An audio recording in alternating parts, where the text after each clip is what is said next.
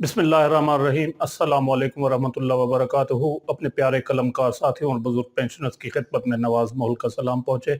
नाज़रीन ग्रामी, मुझसे काफ़ी बार बार एक सवाल पूछा जा रहा है कि फुल पेंशन लेने का क्या रूल है, कानून क्या है, कानून बताया जाए उन्हें। क्योंकि जब वो अकाउंट ऑफिस में अप्लाई करते हैं पेंशन के लिए कि उनको फुल पेंशन दी जाए, तो अकाउंट्स ऑफिस वाले कहते हैं कि ऐसा कोई रूल नहीं है, अगर कोई है तो हमें रूल दिखाया जाए, कानून क्या है।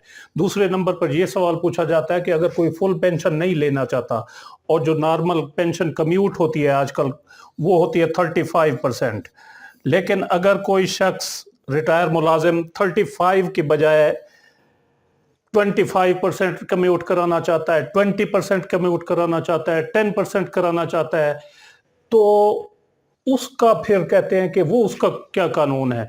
वो कहते हैं हम तो 35% करेंगे, कानून हमें दिखाएं। तो आज की इस वीडियो में मैं आपको जो साइटेशन है, कानून है government of Punjab finance department का, क्योंकि ये दोनों चीज़ें जो है ना मुझसे पूछी गई हैं पंजाब के मुलाजमीन की तरफ से, तो मैं पंजाब का हवाला आपको देने जा रहा हूँ इस वीडियो में।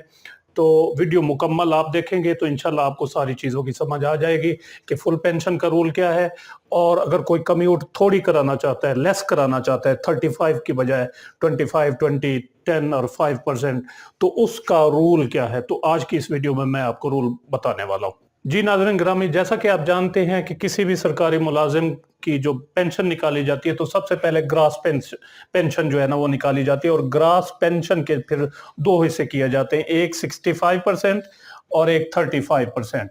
65% जैसा कि आप जानते हैं ये मंथली पेंशन बनती है, और 35% जो आपको लमसम एक अमाउंट मिलती है ग्रेजुएटी की शक्ल में, उसको कम्यूट करना कहते हैं, वो 35% इस ग्रास पेंशन का होती है।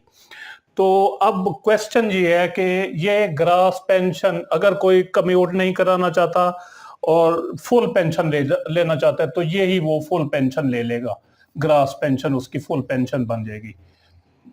और अगर कोई शख्स 35 की ये पेंशन कम्यूट कराना चाहता है लेकिन 35% नहीं कराना चाहता, वो कराना चाहता है 25%, 20% और या इससे भी कम, तो इससे इसका जो है ना मुझसे कानून मांगा जा रहा है कि फुल पेंशन का क्या कानून है, और अगर कोई लेस कम्यूट कराना चाहे तो उसका क्या कानून है।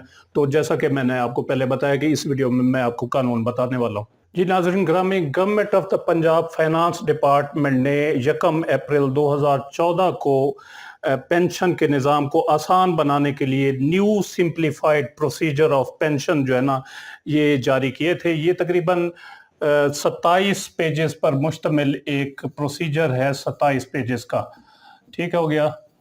तो ये कानून है, इसमें कानून वो दिया गया है कि फुल पेंशन जो है ना उसका क्या तरीकाकार है, और अगर कोई लेस कम्यूट कराना चाहता है तो उसका क्या तरीकाकार है।